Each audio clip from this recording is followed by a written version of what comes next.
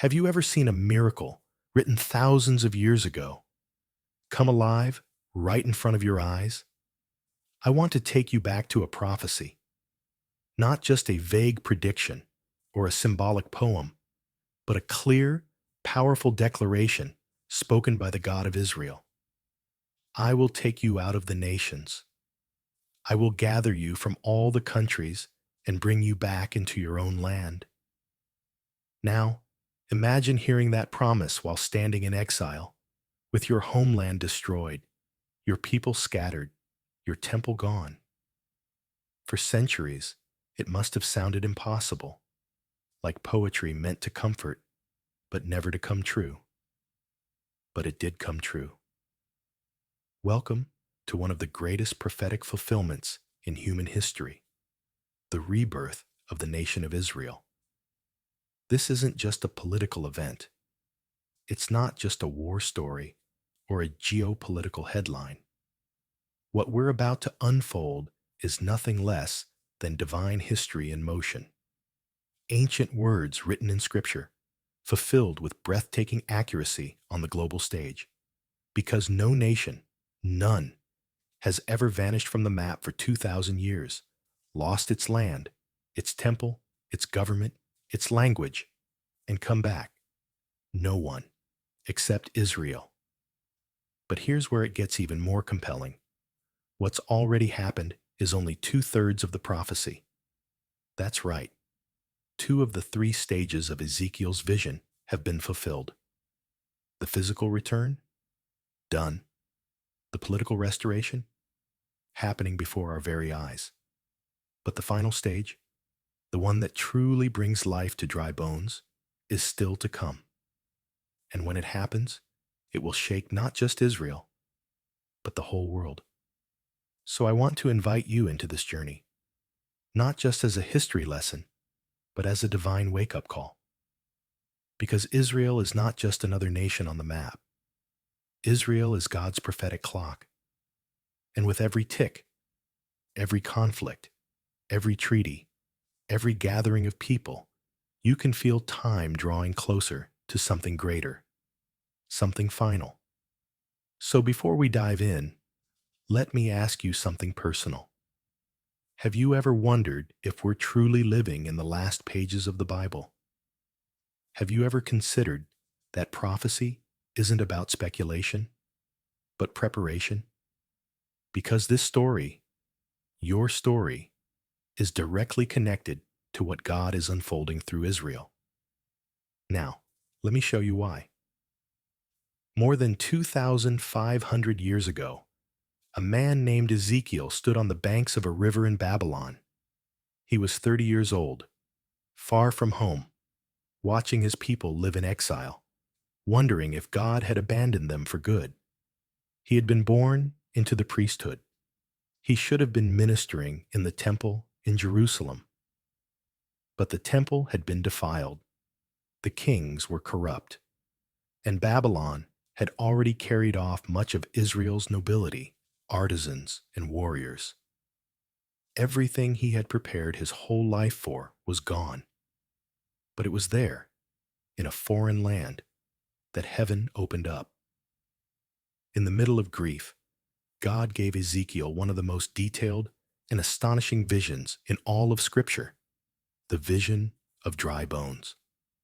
We'll dive into that vision in the next part of this video. But here's what you need to know right now. What Ezekiel saw wasn't just about the ancient Israelites. It was about today, about now, about a people who would one day be scattered across every corner of the earth and return, not just once, but in 3 prophetic stages. And you and I, we're living in stage 2. That's why this message matters. This is not just theology. It's not just ancient poetry. It's a lens, a prophetic lens, through which to view the headlines of our day and understand where we are in God's timeline. And here's what's truly extraordinary. Stage 1 was fulfilled in 1948 when the state of Israel was born, exactly as prophesied. Stage 2 is unfolding right now, as millions of Jews return from over 100 nations to rebuild their homeland. But stage 3, the spiritual awakening, the outpouring of God's breath, is still ahead. That's what makes this moment so urgent. You see, if you want to understand end-time prophecy, you have to watch Israel. Jesus said it himself in Matthew 24. Learn the lesson from the fig tree. When its branches become tender and put out leaves, you know that summer is near. The fig tree has blossomed. The land is alive. But the breath, the Spirit, is what we're still waiting for. That's the final spark that will ignite the greatest transformation the world has ever seen. And here's the truth.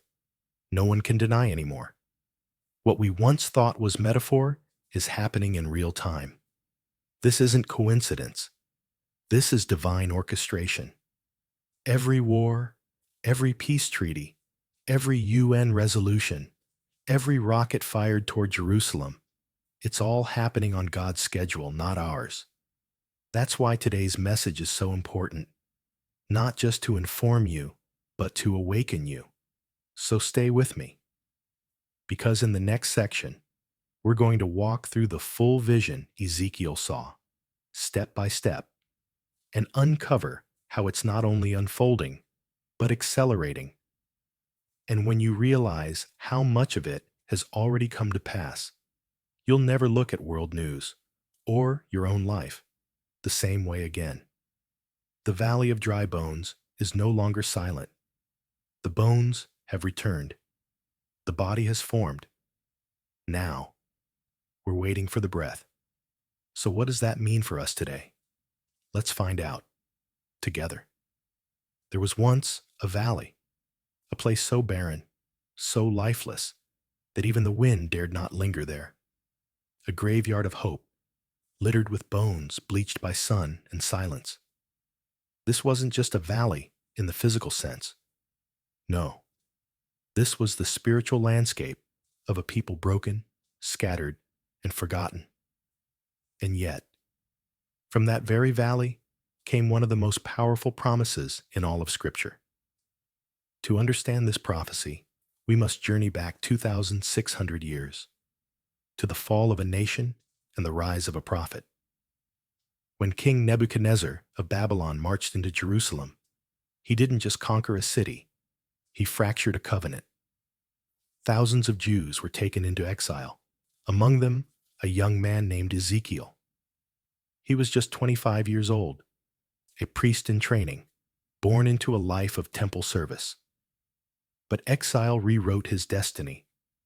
Instead of ministering in the temple, Ezekiel found himself living among captives in a foreign land, Babylon. 5 years passed in silence. No voice from heaven, no sign from God. The people had lost their land, their temple, their unity, and most devastating of all, their hope. But then, everything changed. At the age of 30, the very age when Ezekiel would have entered the priesthood, God appeared to him in a blazing vision. 4 living creatures, faces like lions, eagles, oxen, and men, wheels within wheels, burning with eyes, thunder, fire, glory. And then a voice, "Son of man, stand on your feet. I will speak to you." It was in that divine moment that Ezekiel's life took a turn, from priest to prophet, from silence to a message that would echo for millennia. God handed him a scroll, filled front and back with words of lamentation and sorrow. But when Ezekiel ate it, it tasted sweet like honey. Why? Because even when the message is hard, the truth of God is still life-giving. Ezekiel's prophetic mission wasn't conventional. He preached not just with words, but with actions. He laid on his side for 390 days to represent Israel's years of rebellion. He cooked food over cow dung to symbolize famine. He shaved his head with a sword, dividing the hair to depict the fate of the people, by fire, by sword, by scattering. And then He lost his wife, the delight of his eyes, and God told him not to mourn. Why? Because Jerusalem's destruction would be so sudden, so complete, there would be no time to weep. Ezekiel's entire life became a living prophecy, but nothing could prepare him for what came next. One day, the hand of the Lord lifted him up and carried him in the spirit to a valley. It was dry, desolate, and filled with bones, dry, scattered, long forgotten. And then God asked him the unthinkable, "Son of man, can these bones live?" It's a question that still resonates today. Can what's been broken be made whole? Can what's dead be resurrected? Ezekiel responded with wisdom, "Lord, only you know." Then God commanded him, "Prophesy to these bones." And as Ezekiel obeyed, something miraculous happened. The bones began to shake. One by one, they reassembled, spine to spine, arm to shoulder, skulls to vertebrae. Then came tendons, flesh, and skin. In moments, the valley was no longer filled with bones, but bodies. Yet still, they were lifeless. So God spoke again. "Prophesy to the breath. Call the spirit." Ezekiel did. And from the four winds came the Ruach, the breath of God, the same breath that gave life to Adam. It entered them, and they lived. An army stood, reborn. But this wasn't a military metaphor. God made the meaning unmistakably clear. These bones are the people of Israel. The vision of dry bones was not just symbolic, it was prophetic. God said, "My people say, our hope is gone. We are cut off. But I will open your graves and bring you back to your land." For 2,000 years, that seemed impossible. In 70 AD, Jerusalem was destroyed by Rome. The temple burned. The people scattered, from Spain to Ethiopia, from Russia to Argentina. The Jewish people became exiles in every nation, persecuted, hunted, massacred. And yet, even in exile, they clung to a single hope. Next year in Jerusalem, and then, against all odds, on May 14th, 1948, after the unimaginable horrors of the Holocaust, David Ben-Gurion stood in Tel Aviv and declared the rebirth of the State of Israel. The dry bones began to rise. Since that day, millions have returned to the land, fulfilling what God spoke through Ezekiel. "I will gather you from all nations and bring you back to your own land." The bones have gathered. The flesh has formed. The Hebrew language, once considered dead, is now spoken by millions. The deserts bloom. Technology thrives. A once barren land has become a global leader. But the breath is still missing. Israel has returned physically. It has revived politically. But spiritually, the Ruach has not yet descended. The nation, though thriving, remains largely unreconciled to the Messiah.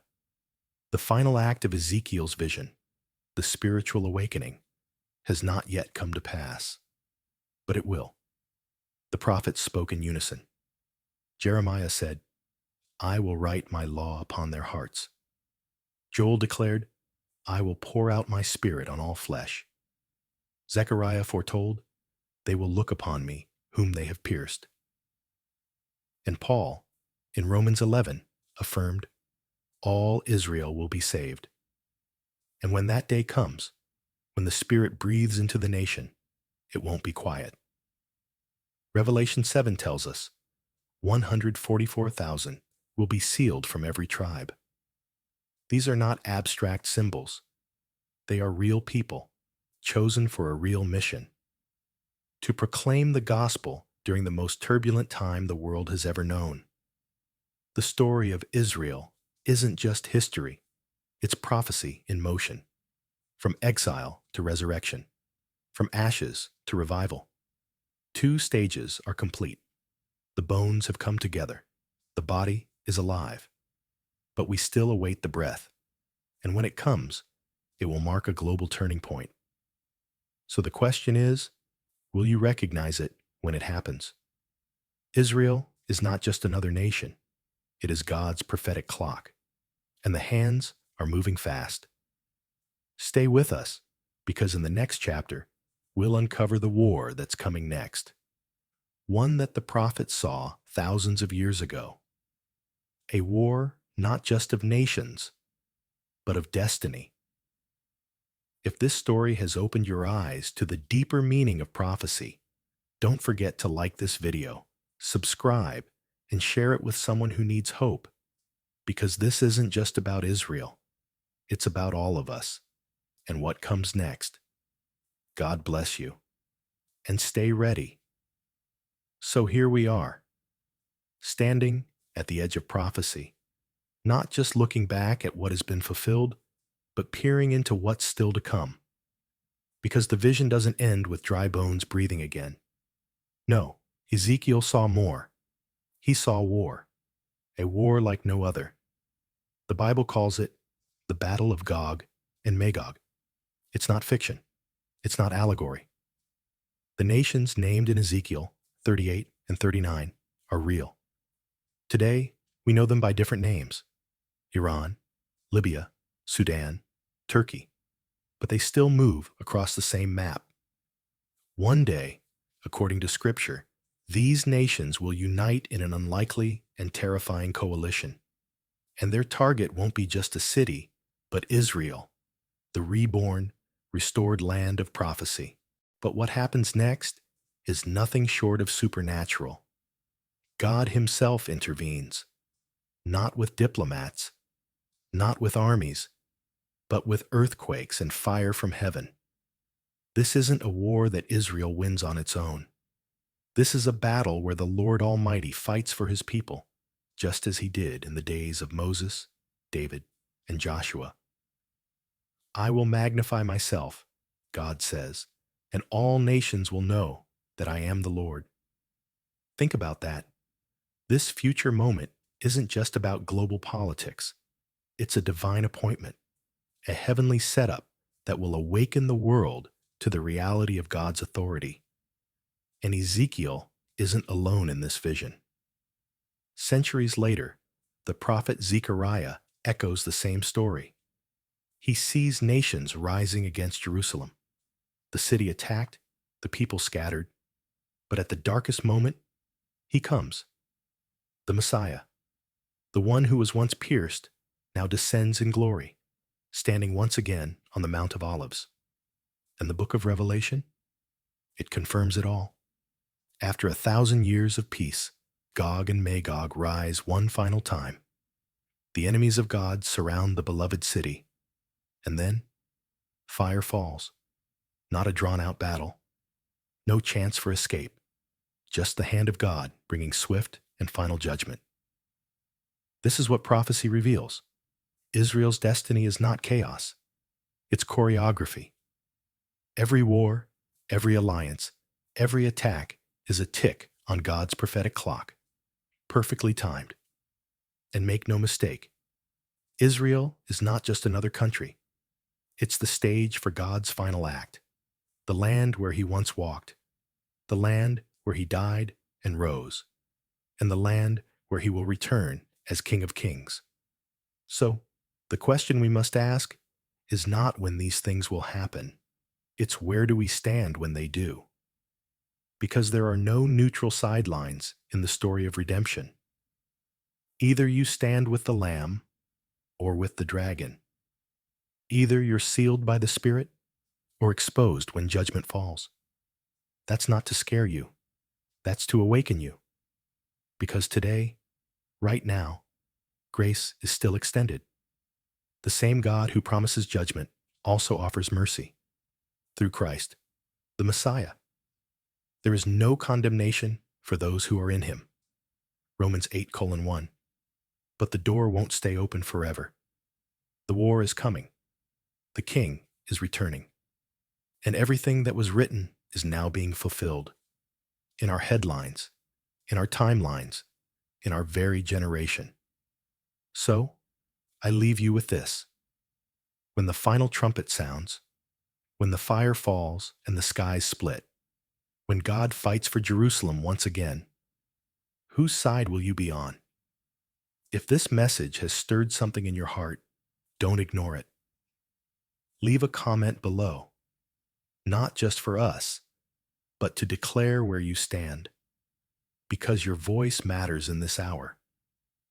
And if you want to keep uncovering how prophecy is unfolding right now in real time, how scripture is becoming reality, be sure to like this video, subscribe, and share it. Because the clock is ticking, the bones are rising, and the breath of God is near. Until he returns, stay awake, stay ready, and stay faithful.